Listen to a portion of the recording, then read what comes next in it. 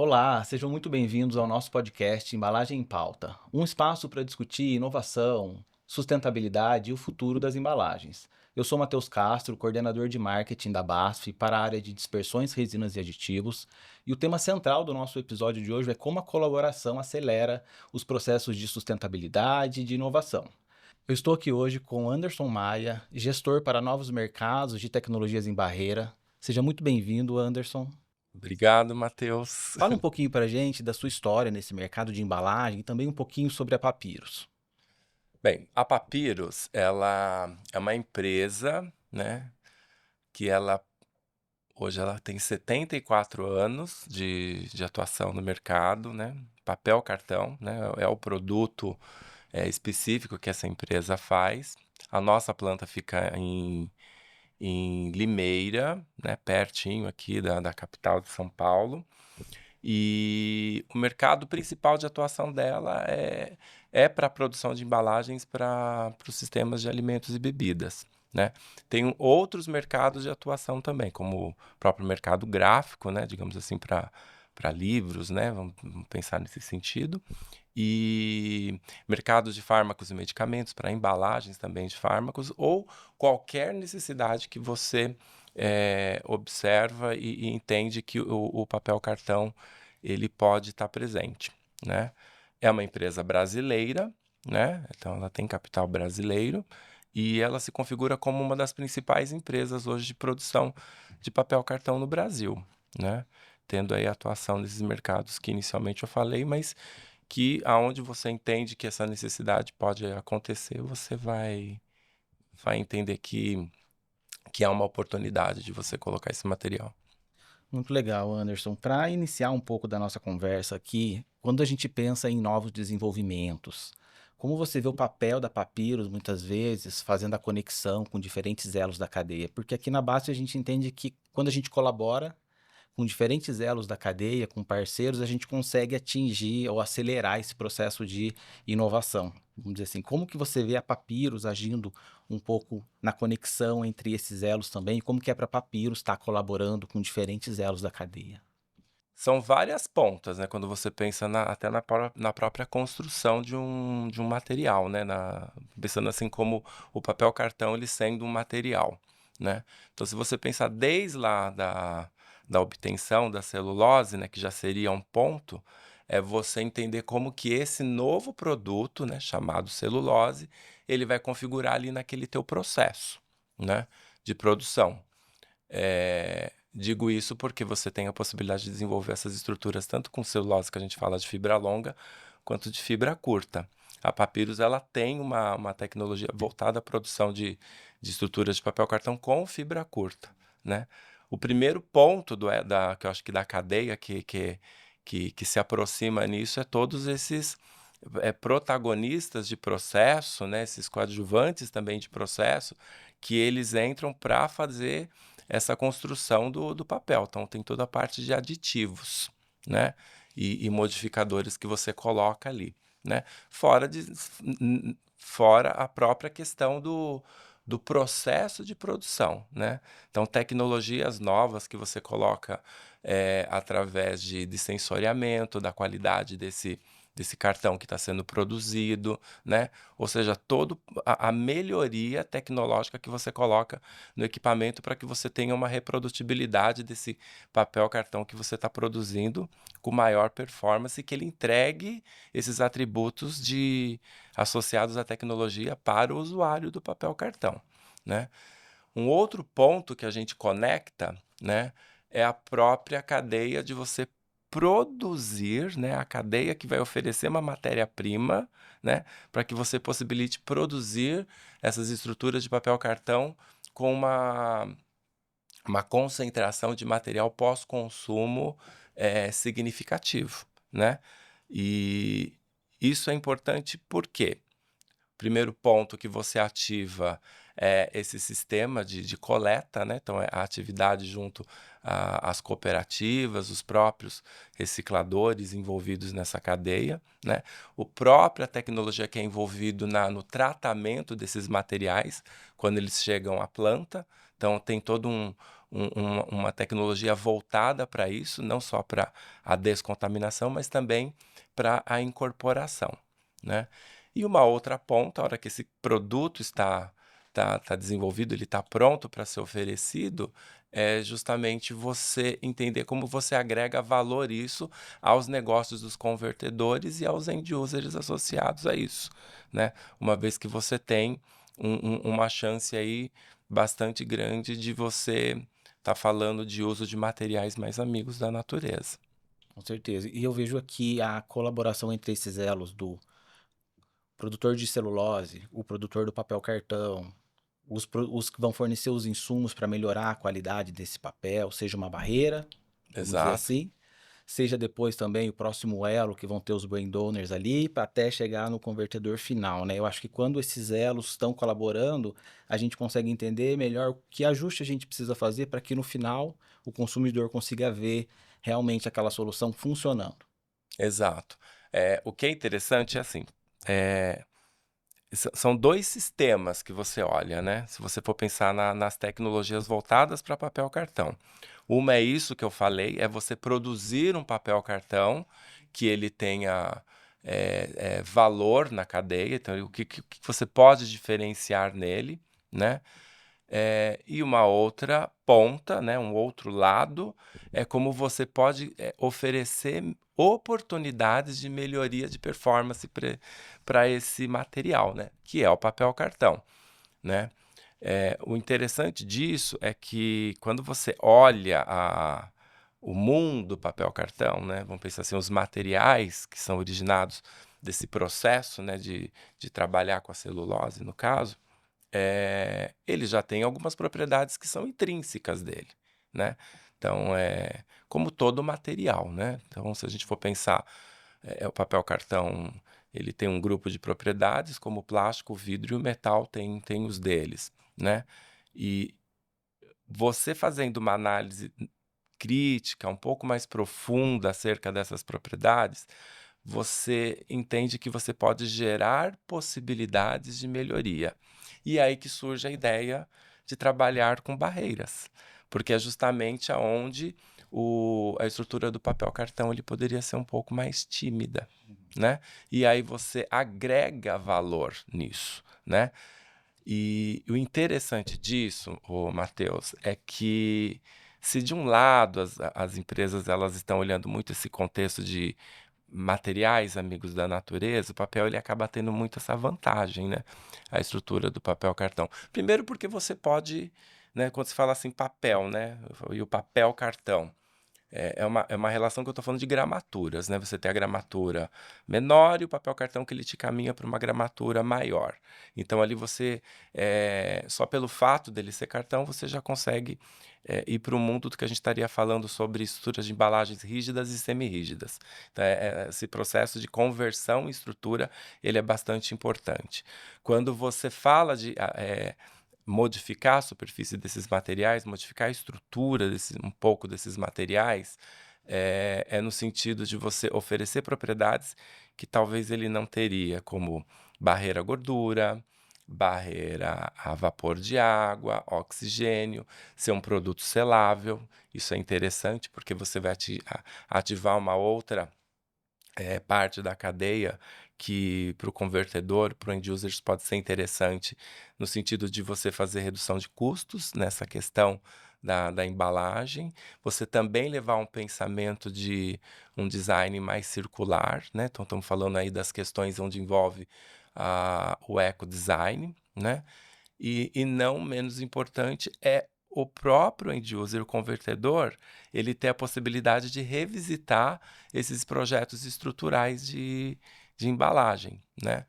Eh, Voltando à questão da barreira ainda, o que é interessante é que quando você, começa também oferecer oportunidades de melhoria, há uma nova lógica que esse brand owner ele começa a observar, que é a possibilidade dele fazer replacement, né. Então, aonde ele tem um material que para ele, né, numa necessidade dele, numa visão talvez particular da empresa dele, ele gostaria de fazer a troca de um material A para o material B, levando em conta que esse material B seja o papel cartão, eh, hoje ele tem essa possibilidade, né.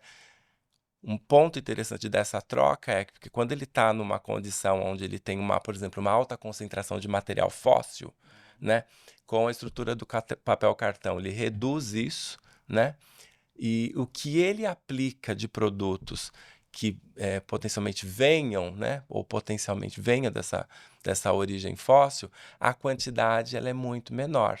Então, é que ele ainda consegue fazer toda uma estrutura de balanço de biomassa e ter uma concentração maior de materiais de fonte renovável. Então isso passa a ser bastante interessante. Eu acho que você deu uma pincelada muito boa aí, de colaboração e de como você enxerga que as ações de melhoria da característica do papel cartão, via aplicação, por exemplo, de uma barreira, como que isso tem os desafios que estão sendo superados, as ideias que você consegue enxergar que surgem dessas conversas, né.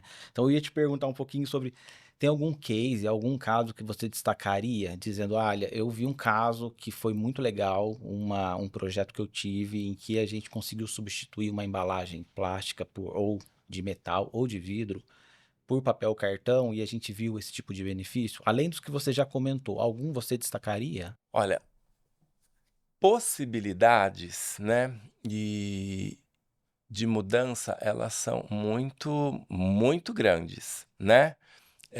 Hoje, quando eu falo, por exemplo, se eu for pensar basicamente em 3 categorias, né, eh, produtos que são submetidos à condição de refrigeração, né, são os frigorificados, né, eu acho que, todo consumidor hoje ele observa muito isso nos pontos de venda, né, a quantidade enorme de embalagens de produtos que são expostos em condições da cadeia do frio, que estão em papel cartão, né. Isso é um ponto. Um outro setor é o setor que você precisa de estruturas com condição de barreira a vapor de água, né. Quando não, um outro setor que você tem aí a possibilidade de resistência à gordura, principalmente, né. Fora toda a parte de copos, né, que também é bastante grande as oportunidades.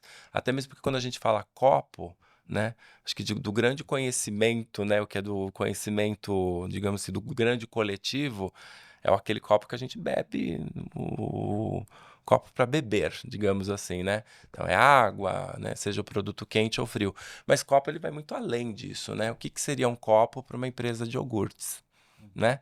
Então ele é um copo, ainda continua sendo um copo, mas ele começa a ter outros atributos, né. Então você imagina que esse copo do iogurte já vai ter que também ser um copo que passa sobre condição de refrigeração, né, ele tem que ter uma excelente selabilidade, fora a questão de, pelo menos um nível de propriedade de barreira ao oxigênio, para que você mantenha a qualidade daqueles ingredientes que foram na formulação, quando não a selabilidade e um pouco de barreira à gordura.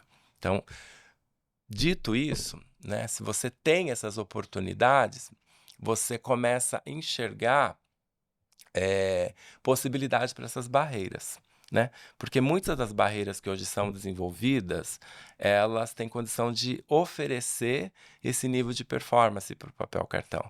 Então acho que se hoje a gente já observa alguma coisa, o significado da barreira é ela aumentar essa qualidade de performance para o papel. Por quê?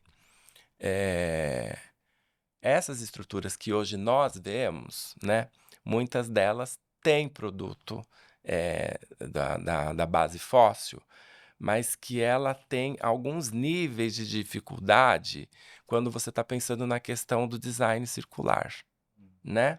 Porque esses produtos, quando eles voltam para a cadeia, o processo de retrabalho deles não é tão simples. Então, o motivo de estudo e hoje desenvolvimento dessas tecnologias, dessas barreiras diferenciadas, elas vão bem na via de criar um processo de repopabilidade para essas estruturas, muito mais, diria assim, coerente, muito mais aplicável nesses processos que a gente fala de recuperação.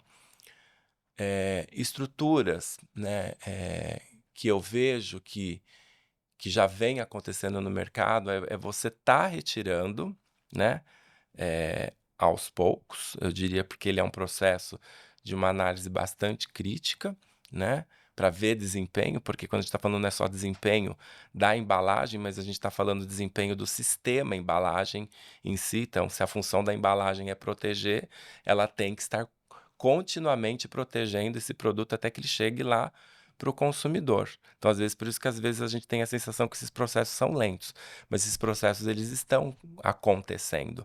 Então, na verdade, quando você vai hoje ao varejo, você já observa muito essa transição de materiais, né? E eu acho que é ali que estão as oportunidades, porque na verdade o que a gente tá provocando é uma melhoria, às vezes até do que já existe, né? Em termos de estrutura, né? De aplicações que também já são feitas no próprio papel cartão. Veja que hoje a gente tem até um pouco. A gente não está falando disso ainda, mas é algo que tem que ser melhorado. Até quando você pensa em tecnologia de produtos que são forneáveis, né? Então, o aspecto regulatório, né, quando você fala de aplicar algo, você não está só falando aplicar e atender essas propriedades do que nós estamos falando aqui, mas ainda você tem que fazer todo uma análise crítica, todo um rodeio em volta do ambiente regulatório no Brasil para essas aplicações. E isso daí a gente está no todo o processo que a gente está falando, né? Num todo do processo. Observando isso para que você também já ofereça essas soluções mais completas aos clientes. Eu acho que a gente vem avançando, né? Acho que quando a gente vai no mercado, igual você comentou, a gente consegue ver mais. Eu consigo me lembrar que eu vejo. Não sei se eu estou reparando mais hoje do que eu reparava antes, Uhum. mas eu vejo muito mais estruturas em papel e cada vez mais e virei um curioso de entender como que essa embalagem é produzida, qual que é, como que ela foi pensada, né? Desde o começo e qual vai ser o destino final dela. E a gente enxerga realmente isso, que essas tecnologias de barreira vêm a facilitar esse processo do final, que não basta a embalagem ela ser reciclável, né? O quão simples e o quão fácil vai ser dela ser reciclada no final do dia. Reintroduzir ela no processo. Reintroduzir ela no processo, né? E a gente está avançando. Eu também concordo com você, eu vejo que a gente vem avançando. E nesse contexto, eu ia te perguntar um pouco sobre um pouco do portfólio da Papyrus em si, que vem contribuindo para que essas transições venham avançando pouco a pouco, mas que vem realmente avançando. Eu sei que a Papyrus tem várias linhas de produtos ali para diferentes mercados. Você gostaria de destacar alguma, falar um pouquinho para a gente sobre essas linhas de produtos da Papyrus? A Papyrus ela tem um portfólio amplo, né? É, o nome ali, né, vamos chamar assim, a raiz é a linha Vita, né? E ali em cima dessa linha, você vai construindo toda uma grande temática dos produtos que nós oferecemos ao mercado. Então você vai ter desde estruturas onde você tem 100% de fibras virgens, né? E aí você vai caminhando dentro dessa linha, eh SKUs, produtos, aonde você vai aumentando essa quantidade de produtos que a gente fala, né, de base, onde você tenha o pós-consumo presente na formulação, né. E um outro detalhe que é interessante, o Matheus, a Papyrus também tem um programa interno, né, que ela vem, cada vez mais implementando isso no grande mercado, principalmente, é claro, para o papel cartão, que a gente denominou como papiro circular, né, que é justamente você provocar, né, esse conceito, essa fala sobre a circularidade do papel cartão, né. Como você mesmo perguntou anteriormente, né, que é a questão dos estudos de caso, dessas implementações, a gente tem um caso bastante, assim, diria que é importante de ser dito, com o sistema Droga Raia, né, Drogazil, né, que é o grupo RD, aonde foi implementado esse processo de circularidade para embalagens de medicamentos, né? Então, hoje qualquer uma dessas redes, né, de farmácia, dispensação, elas têm pontos de coleta, né, aonde essas embalagens depois elas são recolhidas, né, por um parceiro, né, então tem ali as questões das cooperativas, então você vai ter tanto um parceiro de coleta quanto um parceiro logístico. Essa função inclusive desse parceiro logístico é apoiar que essas embalagens elas cheguem depois, né, da triagem até a Papiros, né, para que essas embalagens elas sejam de fato retrabalhadas, né, com essa característica que a gente comentou da repopabilidade do papel cartão, e seja reintroduzida na produção de um papel cartão. E tem um detalhe que é importante de ser também observado, o Matheus, que nesse processo, né, de você fazer a implementação, né, do papiro circular, você faz quer dizer, mais do que fazer todo o processo, né, que é você criar o sistema da coleta, né, a logística disso, né, chegar até a Papiros para que isso seja transformado em papel cartão e que isso você faça um sistema de economia circular dentro de um conceito de economia circular fechada, né? Então você vai produzir a sua própria embalagem com conteúdo do pós-consumo que poderia também ser origem da sua própria embalagem, né?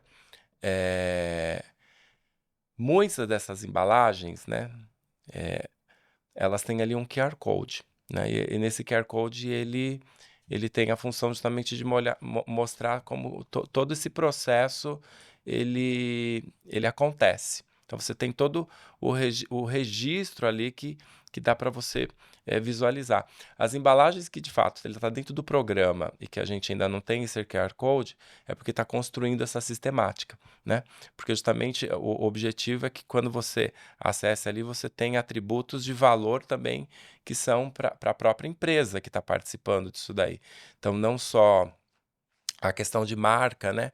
Mas também valores que são associados, como a própria questão sobre essa, o uso desses carbonos que estão também envolvidos quando você atua dentro desse processo de circularidade, né? Porque de fato você está deixando de utilizar também matéria-prima, digamos assim, virgem, né? Para estar utilizando valorizando, né? Mais do que acho que de dizer utilizar, né? Mas é o valorizar, o revalorizar matérias-primas que já estão dentro da cadeia, né? Então você está fazendo esse processo de retornabilidade para ela. Acho que esse é o grande propósito, acima de tudo, do papiro circular e criar um processo que de fato ele seja rastreável, né?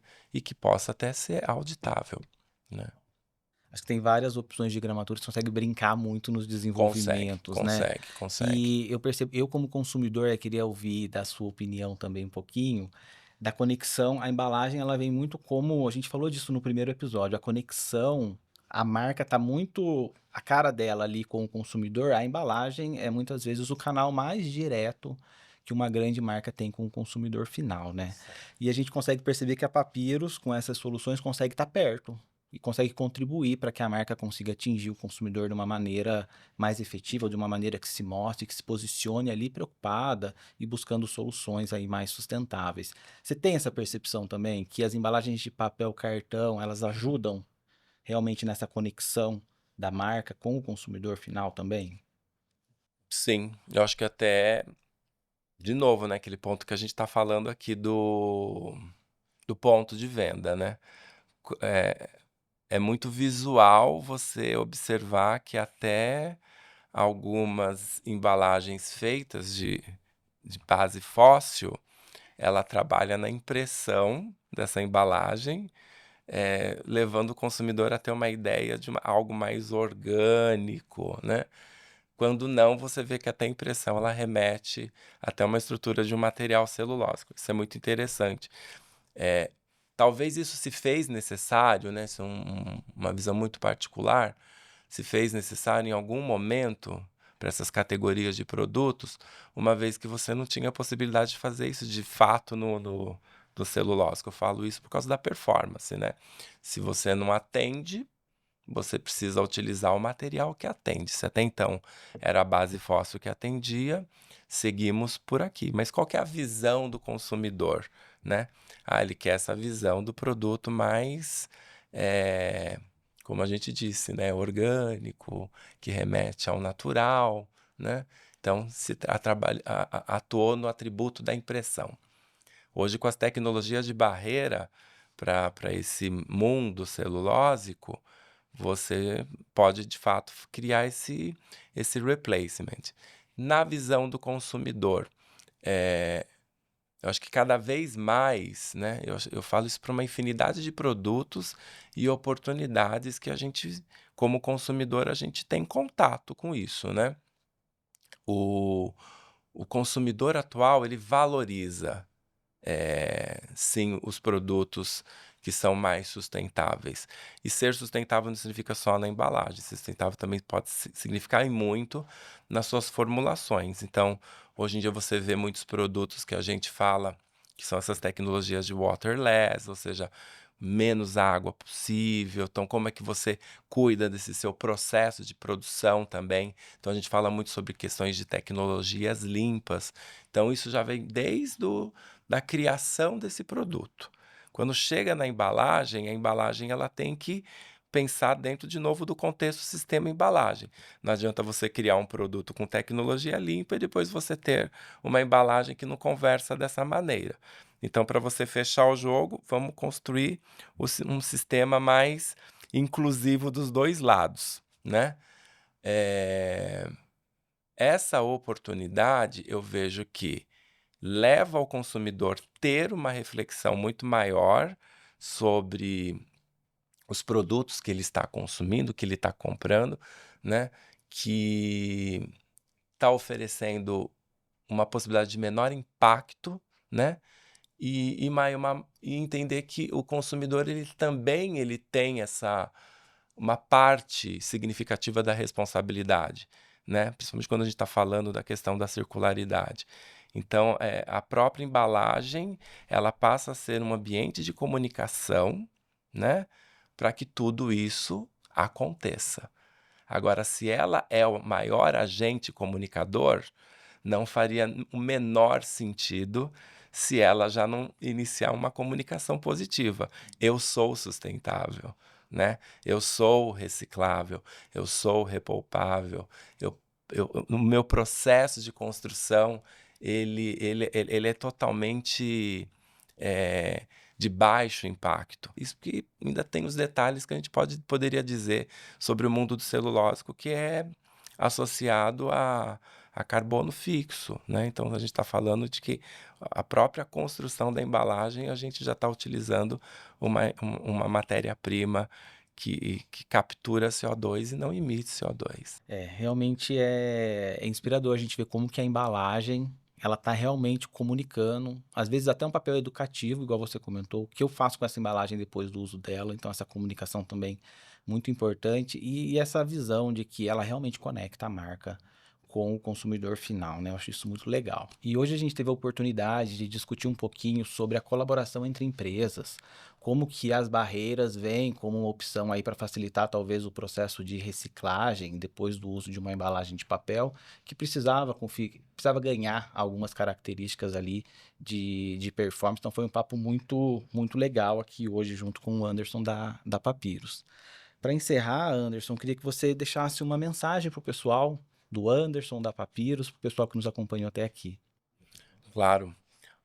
Matheus, primeiramente agradeço aqui em nome da Papyrus, né, o convite para a gente trocar essa conversa, né, mesmo porque eu não diria que ela é importante, ela é fundamental que ela aconteça, porque a gente está falando de uma nova oportunidade, de uma tecnologia que a gente não está falando simplesmente de um produto novo. A gente está falando de uma grande oportunidade que você pode mudar todo um conceito de embalagem para um país, né? E você também tem a oportunidade de você criar esses processos educativos para o consumidor, né? Levando esse potencial da embalagem. Um outro aspecto importante é dizer que nada disso vai acontecer, né, como você comentou no início da nossa conversa, se a gente não envolver todos os elos da cadeia, né? E eu estou falando desde a concepção da produção, né, do papel cartão, que ali existe um arranjo de várias empresas participando, né, para a construção daquele material, desde que você define a aplicação da barreira. Então, essas barreiras elas são específicas para cada um dos tipos de performance que você quer alcançar, né? Agora veja, para você aplicar essa barreira, você já tem que desenvolver toda uma tecnologia também de aplicação, né? Então, hoje a Papyrus, ela desenhou o projeto inicialmente com parceiros de aplicações, né, para esses produtos, mas hoje a gente está construindo, né, desenvolvendo toda uma planta, né, que está sendo erguida, estruturada, para que isso também seja produzido dentro lá da nossa fábrica de Limeira. Isso vai facilitar muito, porque a ideia da produção dessas estruturas, né, barreira, né, no papel cartão, ela vem também com uma ideia de ser uma fábrica bastante customizável, né? Porque quando você fala das estruturas de papel cartão convencional, né, digamos as gramaturas, enfim, eles são produtos muito prateleiráveis, né? Então ele é quase dizer como se fosse algo mais comoditizado, né? A especificação ela se mantém um pouco, digamos assim, mais estática. Já quando você fala de barreiras, você está falando de alguma coisa muito mais dinâmica, né? Porque às vezes a necessidade de uma barreira à gordura para uma empresa A, ela passa a ser diferente para uma empresa B. Isso é importante ser dito por isso do significado de você ter uma fábrica, um processo que você implementa essas modificações no papel cartão de uma maneira muito mais interna. Dito isso, no sentido de poder parecer, né, que a gente está produzindo a barreira lá internamente e ali se acabou, né, o processo. Né? Você tem um papel cartão bom, uma barreira boa, aplicou, deu tudo certo? Não. Você tem um outro elo que é muito importante, que são os convertedores. Né? Então, são as grandes indústrias que vão ser as usuárias disso. Então, é importante frisar isso, porque nos processos de conversão, você tem que mostrar um grande desempenho dessas estruturas, né? Então, a importância também desse transformador, né, do papel cartão em embalagem, de fato, né, nas soluções. E, finalmente, isso chegar no Brand Owner, né? Então, ali também vai acontecer alguns sistemas, né, que são os próprios sistemas de envase, né, alguns estudos que envolvem a estabilidade do produto dentro desse novo sistema que foi construído e a própria logística. Então, você vê, são vários desafios que você vai atingindo e acho que como mensagem final é muito importante dizer que um projeto desse ele tem sucesso a partir do momento que você consegue construir essa dinâmica que todas essas pontas se conversem, né? E que elas entendem que é um novo desafio, né? Não é exatamente como trabalhar com aquelas estruturas que normalmente a gente está acostumado e entender que isso é uma grande oportunidade para toda a cadeia, né? Levando em conta essa nova visão e diria até necessidade de um mundo novo quando você fala de produtos de menor impacto com a natureza, Ai, perfeito, Anderson. Nossa, certo? muito legal esse bate-papo que a gente teve aqui hoje. E para você que nos acompanhou até aqui, nos siga no LinkedIn, no YouTube e acompanhe os outros episódios do nosso podcast Embalagem em Pauta. BASF. We create chemistry.